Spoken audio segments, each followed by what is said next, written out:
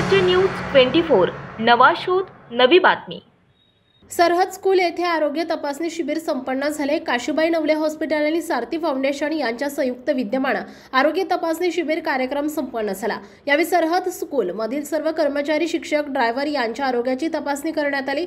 सदर शिबिरामध्ये 200 पेक्षा अधिक लोकांची आरोग्य तपासणी करण्यात आली आहे। बीपी, शुगर, डोळे, कान, घसाणा, खाडांची तपासणी यावेळी करण्यात आली आहे। या शिबिराप्रसंगी आपल्या आरोग्याची काळजी कशी घ्यावी, व्यायाम किती आणि कसा करावा, संतुलित आहार कसा घ्यावा याविषयी मार्गदर्शन करण्यात आले। सदर कार्यक्रमाप्रसंगी सरहद संस्थेचे विश्वस्त माननीय शैलेश वाडेकर सर, सरहद संस्थेचे वाहतूक आणि सुरक्षा विभाग प्रमुख मयूर मसूरकर सर, वाहतूक इंचार्ज अमित सालेकर, महाराष्ट्र काँग्रेस सरचिटणीस रोहन सुरवसे पाटील, सारथी फाउंडेशनचे अध्यक्ष दीपक चौगुले, ॲडव्होकेट कुलदीप नाईक नवरे, उमेश महाडिक, पराग शिळीमकर आदी मान्यवर उपस्थित होते।